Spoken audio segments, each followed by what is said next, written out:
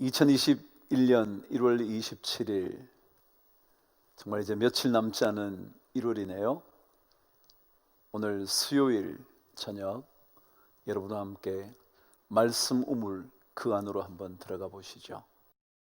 오늘 말씀은 사도행전 말씀부터 시작하고 싶더라고요. 제가 27장 말씀 읽겠습니다. 사도행전 27장 18절. 우리가 풍랑으로 심히 애쓰다가 이튿날 사공들이 침을 바다에 풀어버리고.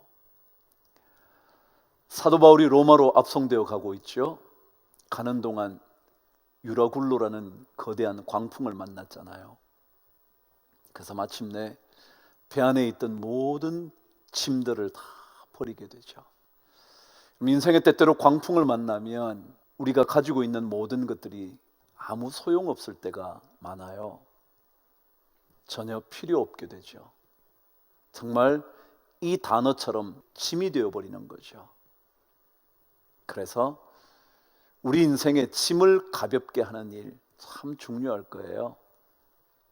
짐 대신 하나님의 말씀을 붙드는 거예요. 사도 바울은 하나님의 사자를 통하여 음성을 듣잖아요. 두려워하지 말라고. 이 모든 생명을 내가 책임지겠다고 하시는 하나님의 말씀을 듣잖아요. 여러 가지 준비하는 것보다 하나님의 말씀을 준비하는 게 훨씬 더 좋은 일일 거예요. 그래야 우리 인생의 짐이 짐되지 않거든요. 에스더 4장 16절. 당신은 가서 수산에 있는 유다인을 다 모으고 나를 위하여 금식하되 밤낮 3일을 먹지도 말고 마시지도 마소서. 나도 나의 시녀와 더불어 이렇게 금식한 후에 규례를 어기고 왕에게 나아가리니 죽으면 죽으리이다 하니라. 누구 얘기인지 아시죠? 에스더 왕후의 이야기죠. 한 가지만 묵상해 볼까요? 인생의 거대한 문제를 만나면 에스더처럼 금식하며 기도해 보시죠. 그것이 하나님의 어떠한 역사를 일으키는지 경험할 수 있는 최고의 방편이거든요. 금식하면서 기도 한번 해보십시다. 여러분과 저의 어려움이 있다면, 여러분과 제가 어려움을 만나게 된다면 금식하며 기도하면서 주님께 온전히 맡겨보자고요. 그러면 주님께서 어떻게 역사하실지 여러분과 제가 경험하게 될 거예요. 창세기 28장 22절. 내가 기둥으로 세운 이 돌이 하나님의 집이 될 것이요 하나님께서 내게 주신 모든 것에서 10분의 1을 내가 반드시 하나님께 드리겠나이다 하였더라. 야곱이 형 에서를 피해서 하란으로 가던 도중에 잠을 잔 이후 그 꿈속에서 만났던 하나님, 그분 때문에 그가 일어나 돌 기둥을 쌓는 일이었죠. 고통의 돌, 그 밤 어쩌면 두려움에 떨면서 잠들었던 그 밤 돌베개가 하나님의 성전의 기둥이 되었다는 거죠. 혹시 여러분과 저에게도 눈물이 될 법한 것들, 혹시라도 그것을 하나님의 성전을 짓는, 하나님의 성전을 지어가는 기둥으로 한번 세워보시죠. 그것을 하나님께 드려본다는 거죠. 그러면 하나님께서 야곱의 인생을 반드시 책임지셨던 것처럼 우리의 인생도 책임지지 않을까요? 마태복음 27장 25절.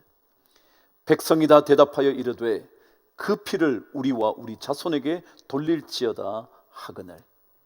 예수님께서 십자가에 달릴 무렵쯤에 이스라엘 백성들의 외치는 소리가 예수 대신 바라바 바라바, 그를 놓아주라고 말했죠. 빌라도가 말합니다. 이 일에 대하여 나는 무죄하다고, 그 피에 대하여 책임은 너네들이 지라고. 그런 이야기를 들음에도 불구하고 이스라엘 백성들은 말하죠. 그래, 우리가 그 모든 피해 책임을 지겠다고. 여러분, 참 어리석은 사람들이죠. 그 피해 책임을 본인들이 지겠다니요. 그런 어리석은 일을 우리 인간이 하는 거죠. 주님 말씀하신 생명의 길을 걷기 위하여 어리석음 그곳에서 빠져나올 수 있는 은혜가 있으면 좋지 않을까 생각이 들어요. 그 피에 대한 책임을 어떻게 다 감당하려고 그 피를 우리에게 돌리라고 그랬을까요? 믿음의 길 우리 함께 걸어갑니다. 주님께서 우리에게 주신 생명의 그 은혜 바라보며 잘 걸어가면서 말씀을 통하여 지혜를 늘 얻게 되기를 축복합니다. 오늘 수요일 한 주간의 중앙 지점에 여러분과 제가 있게 됐네요.